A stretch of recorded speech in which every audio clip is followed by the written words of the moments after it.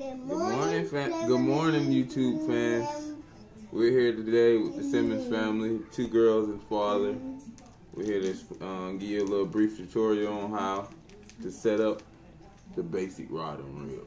And we gonna start with So what we have here is our extended 12-foot pole, but we do a lot of crappie and brim or sunfish jigging. We're gonna show you the basic steps on how to remove and reattach a jig. Yeah, a jig.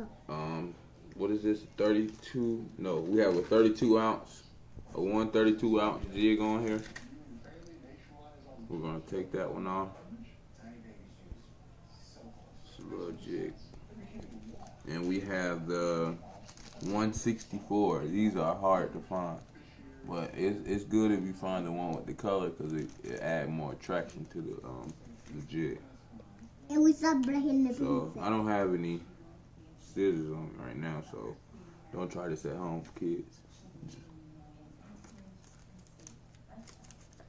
And I'm gonna open this right here. Basic cut. Put that right there because it's open. I'll put it in my tackle box later.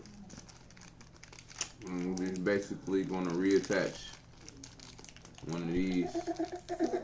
And the beta preference today, because we didn't head to the bait store yet. We're just going to jig around for some crappie. I know they're spawning right now, so I hope not to mess up their vibe. But we're going to, what's that you got in your hand? These are the mint tail, mini tail, cream mini tail. You can see, look like a little squid, but it also like the top part look like a wax worm. That's what we use a lot around here. You catch all types of fish, from catfish to crappie to brim. So we're gonna be using that as our bait. Haven't tried one yet. We usually use a black and chartreuse color, but yeah, these pretty small. Yeah, leave the bobber alone, baby. I'll keep these hooks away from the kids. Avoid injuries. What you got, Ivory? Don't be biting that. We on YouTube. Talk to your YouTube subscribers, Ivory. Subscribe. Alright, you're basically gonna put the line straight through the hole like that. Simple and easy, simple and easy. Alright, then you're going to just bring them together at the tips. And hold it. If you're left-handed, hold it with your right hand. If you're right-handed, hold it with your left hand. I just hold it like that. And then I just grab the tip of the hook and twist.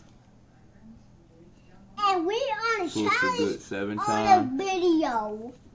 Once you twist a good 7 times, you're going to take the top end of the loose string, which is this one, and you're going to go not through the little hook hole, but through the last hole close to the hook, as you can see, like that.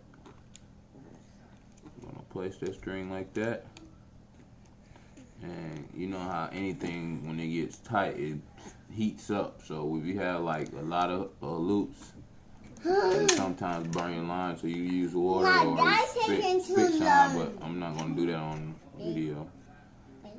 You're going to just go real slow, pull it like that,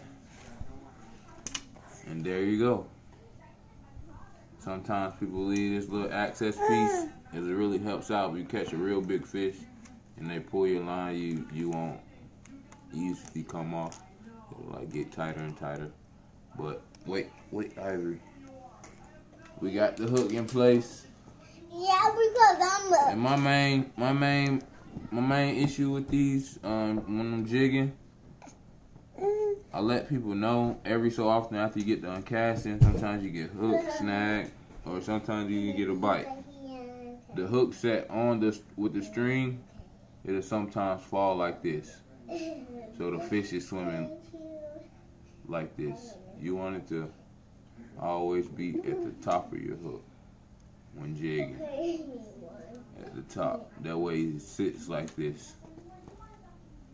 as you pull, it pulls like this. Sometimes you can pop it, but this is how it looks.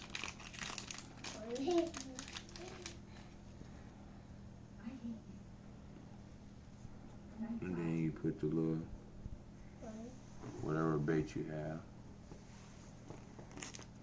And you may want the jigs. Come on, India.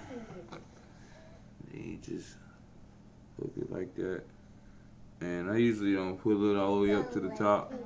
I just leave it hanging like that to make it look like the bait's hanging off. And I just leave it like that. You have your basic, you can catch brown, crappie. I caught some rock bass with it before, but not this kind. But thank you for tuning in to Cody Simmons' channel at clayco.com.